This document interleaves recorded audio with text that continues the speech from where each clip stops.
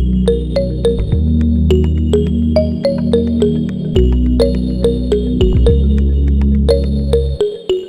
selamat malam teman-teman di YouTube dan podcast. Malam ini ada tamu istimewa yang akan saya hadirkan untuk kalian, teman-temanku di podcast dan YouTube. Di seberang sana ada Roni Baskara. Halo Roni. Halo, selamat malam, Mbak Malam Roni. Amel. Ini saya impor khusus loh Roni ini ya. Saya impor khusus. Kenalan dulu dong. Jadi Roni Baskara ini temanku juga loh. Semua disebut temanku ya kalau di podcast dan YouTube ini. Kebetulan satu bidang dengan aku pekerjaannya, tapi yang belakangan ini bikin saya tertarik. Ada hal-hal menggelitik yang harus saya gali dari Roni Baskara ya. Jadi kalau teman-teman pengen mampir di channel YouTube-nya, itu nanti aku kasih di deskripsi ya. Nanti channelnya Roni biar mampir ke sana, biar tahu. Oh, Roni Baskara tuh ternyata ini toh travel vlogger juga toh. Dan ada yang lebih nanti yang membuat rasa penasaran semakin membuncah gitu ya, karena ternyata Roni itu bukan hanya sekedar travel vlogger gitu ya. Nanti apa deh, jangan sekarang, jangan di depan ya Roni ya. Malam-malam kita podcastan nih. Jadi Roni ini sebenarnya aku baru-baru kenal sih Ron, sebenarnya nggak terlalu kenal juga ya sama kamu, sekalian kenalan nih. Kan katanya baru pulang dari S2 Taiwan ya? Iya betul banget Mbak Kamel.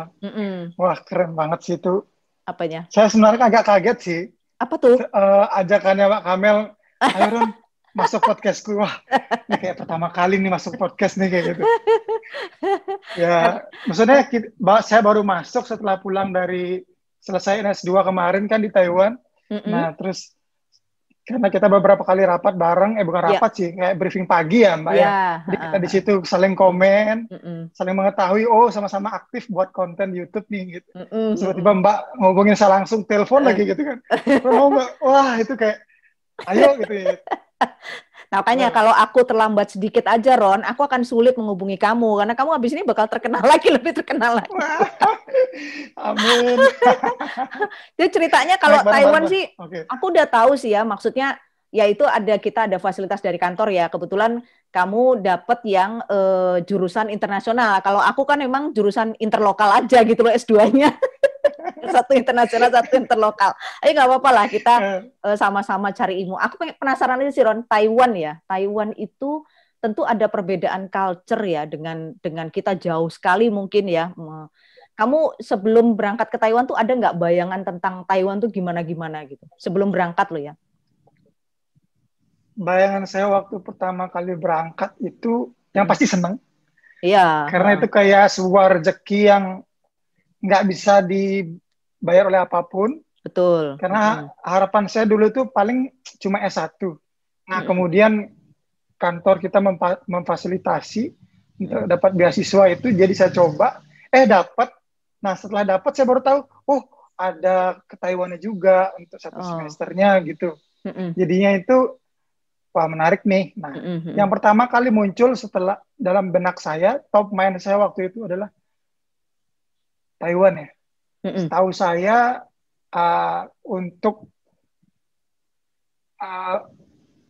orang Cina di situ lebih kesannya itu lebih elit dibandingkan orang Cina yang tinggal di asli Cina seperti itu Mbak. Setahu saya. Kemudian yang kedua, saya tahunya ya kita juga sama-sama tahu sih bahwa Taiwan sedang tidak dalam kondisi yang baik-baik saja dengan Cina ya. Sedang konflik dingin juga. Jadi sempat mikir juga nanti gimana nasibnya di sana. Terus yang ketiga, briefing yang paling pertama kali kita dapat waktu di kampus sebelum berangkat ke Taiwan itu adalah harus siap-siap. Jadi di Taiwan itu setiap waktu itu akan ada alarm tiba-tiba. Waduh. Ketika peringatan gempa bumi. Nah, di situ sering banget, Mbak. Gempanya tuh lumayan keras. Nah, di situ orang-orang Taiwan itu sudah terbiasa dapat simulasi dari negaranya sendiri untuk ketika dengar alarm itu langsung bertindak cepat, harus kemana harus bertindak kayak gimana. Itu sih yang paling kita pikirkan gitu. Pada keselamatan jiwa ya. Tapi setelah kamu keselamatan jiwanya sampai ke sana, ketakutanmu itu terbukti atau terpinggirkan gitu kira-kira? Syukurnya tidak pernah saya temui seperti itu, Mbak. Syukurnya tidak pernah saya temui. Jadi gempa yang nggak ada gitu kebetulan aja ya. Malah rezekinya ketemu salju, Mbak. Ketemu musim salju. Rezekinya karena Taiwan nggak selalu turun salju di setiap tahun.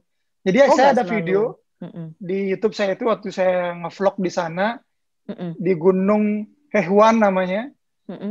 Jadi itu pas turun salju di sana. Dan sampai sekarang tuh masih banyak orang-orang yang komen, Mbak, nanyain, Mas kok ini tahun ini nggak ada turun salju ya? Kadang saya mikir, emang saya tahu perkiraan cuaca ya? Juga asli Taiwan kayak gitu. Jadi dia masih tanya-tanya gitu, karena merasa itu sesuatu yang jarang sih di Taiwan kayak gitu. Oh, emang jarang ya? Ada salju. Jarang ya? Iya, nggak selalu setiap tahun. Makanya kemarin itu sedang sibuk-sibuknya kuliah, saya mengusahakan banget gimana caranya biar supaya berangkat. Iyalah, Waktu kapan itu lagi juga ya? masih menguasai bahasa Mandarin sedikit gitu loh. Masih sedikit banget, jadi kayak nekat. Karena memang di Taiwan itu nggak banyak yang bisa bahasa Inggris, Mbak. Iya. Karena juga kalau pengetahuan saya, orang di situ juga berpikiran atau punya prinsip, kenapa harus saya yang belajar bahasa asing?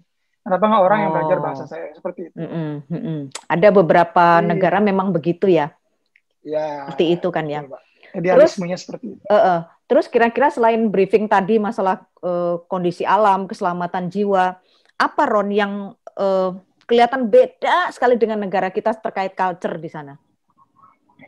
Culture ya, Mbak ya? Yang kamu pokoknya, aduh ini aku butuh penyesuaian lagi gitu ya, terkait culture. Betul. Yang pertama, orang di sana itu gimana ya bahasanya? Cuek tapi peduli. Oh? jadi kayak orang di sana itu nggak ngurusin urusan orang tetek bengeknya seperti itu, Mbak. Jadi yang nggak kayak netizen Indonesia lah, kayak benar-benar ikut campur banget. Orang mau ngapa-ngapain aja itu orang yang dikomentarin, diomongin, wah besar lah. Di situ enggak. Di situ orang menghargai privasinya orang. Setiap orang dihargai privasinya. Namun mereka, ketika kita ngomong, mereka peduli nggak sih sama keadaan seseorang? Peduli nggak sih ketika orang tertimpa musibah? Itu peduli banget, Mbak.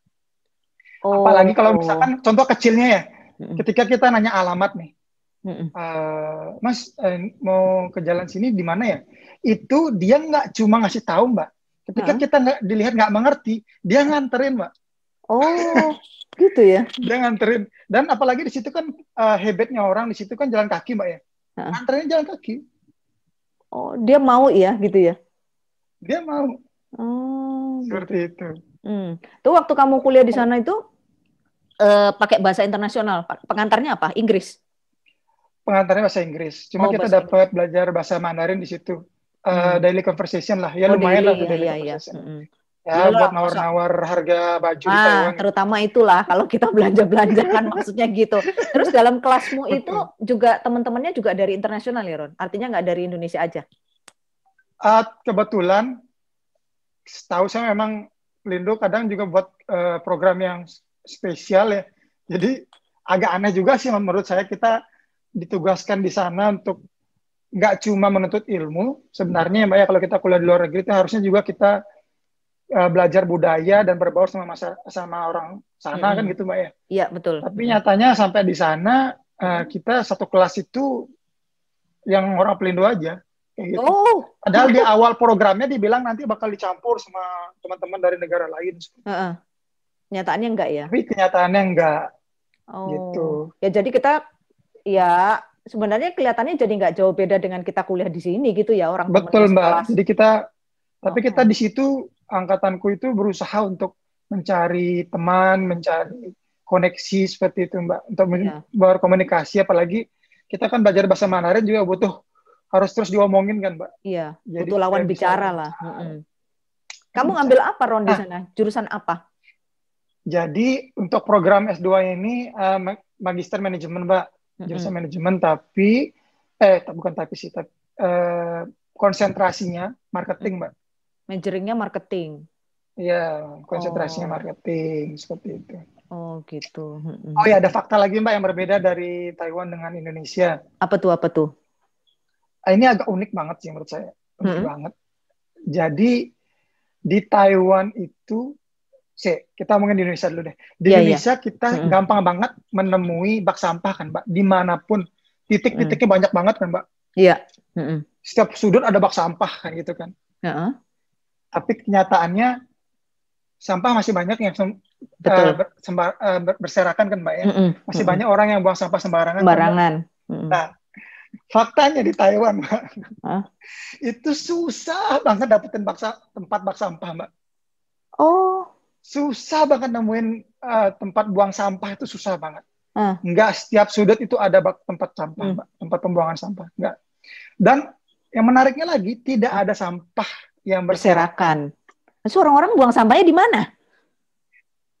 Dan saya memperhatikan habitnya orang sana. Jadi ketika mereka itu membawa bekas makanan seperti itu, atau bekas bungkus makanan, mereka itu ternyata selalu membawa tas kecil, Mbak.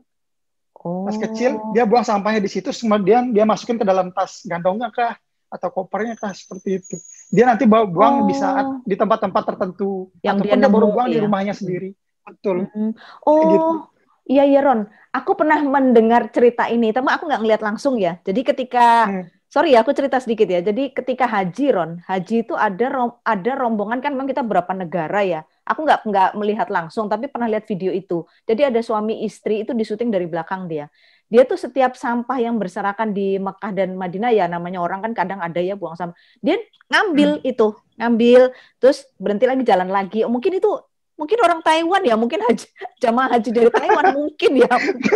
Bisa jadi. Bisa jadi. Habitnya seperti itu ya. Habitnya sekali loh. Gitu. Jadi ironis ya, di tempat kita fasilitasnya ada, tapi buang sampahnya masih sembarangan ya kan? Luar biasa loh itu. Kayak kalau dipikirkan logikanya kayak nggak nyambung kan, Mbak. Harusnya kan tempat bak sampah banyak, harusnya nggak ada sampah harusnya dong. Nggak ada sampah. Ini malah seperti itu sih. Terus ketika di sana kamu kuliah apa ya Ron? Maksudnya kita kalau udah kayak umpamanya aku nih, terus diberangkatin ke luar negeri, waduh ini pasti suatu kesempatan besar ya. Apa target kamu selain maksudnya oke, aku akan menyelesaikan perkuliahan ini sesuai ya, kalau kita kan bicaranya perintah ya, perintah dari perusahaan. Target kamu apa? Oh, aku harus ke sana tuh, aku harus dapet ini umpamanya gitu. Apa Ron kira-kira? Target untuk dirimu pribadi yang nggak ada hubungannya sama kantor apa? Oke. Target saya pribadi waktu berangkat yang satu, pertama pastilah aktualisasi diri, Mbak. Aktualisasi diri di mana saya pingin belajar bahasa Mandarin. Pingin nguasain, pingin banget. Walaupun memang ketika saya di sana memang saya benar-benar belajar dan benar-benar lumayan bisa berkomunikasi menggunakan bahasa Mandarin. Tapi memang challenge-nya ketika pulang susah banget ketemu teman untuk saling bercengkrama menggunakan bahasa Mandarin, dan itu bisa lama-lama bisa hilang. Iya. Nah, maka dari itu pulang dari Indonesia agak ini sedikit lah, iklannya dikit. Pulang dari Indonesia saya ngajuin ke tempatnya pengembangan SDM untuk adain Mandarin Club, dan itu akan berlangsung akhir bulan ini seperti itu. Jadi lebih pada pengembangan kompetensi bahasa gitu ya? Ya, itu yang pertama target saya. Terus ada lagi? Saya pingin atau pengen dapat pacar orang sana barangkali.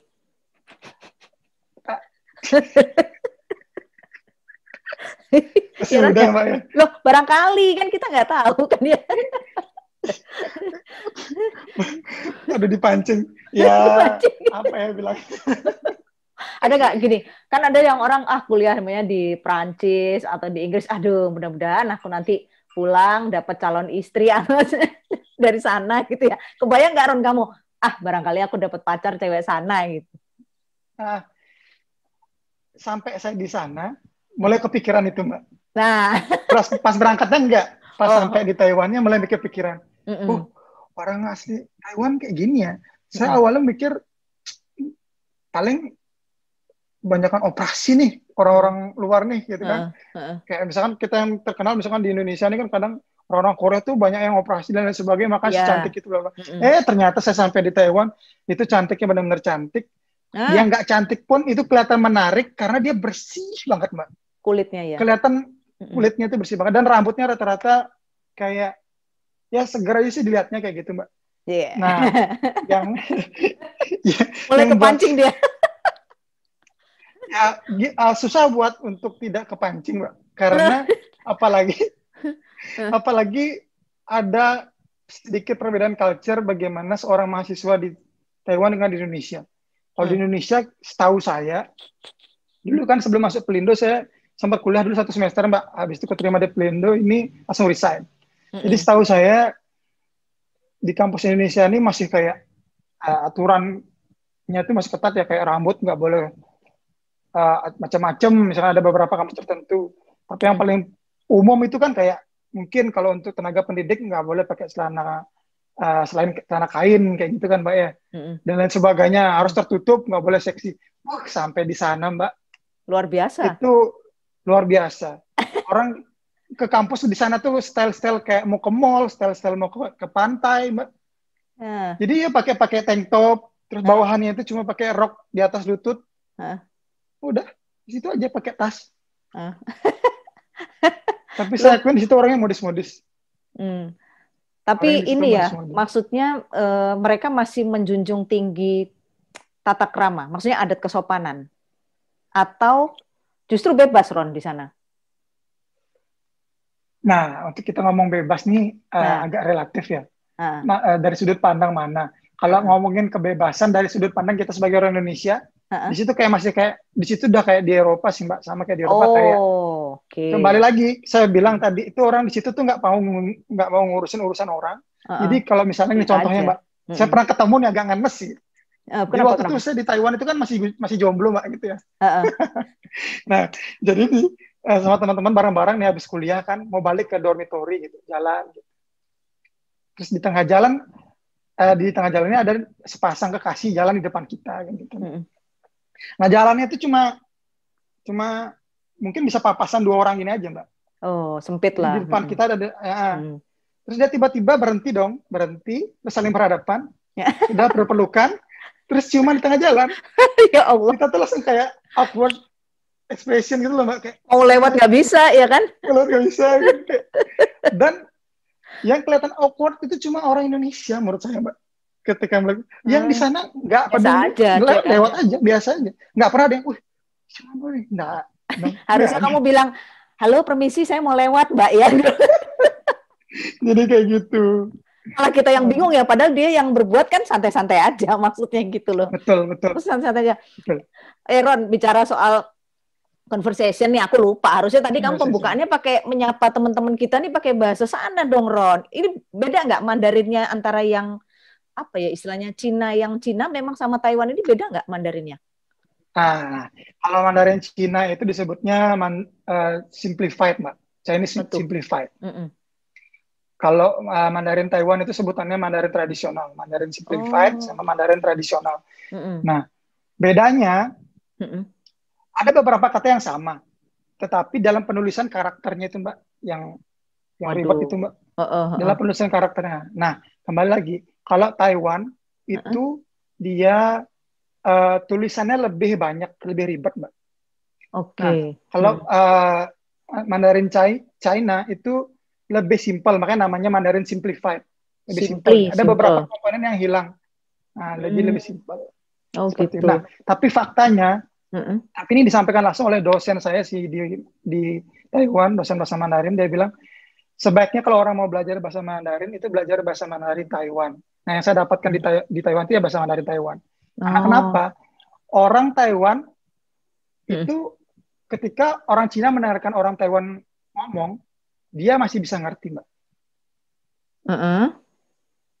Saya lupa nih. Tahu gimana bahasanya? Nggak terbalik, Ron?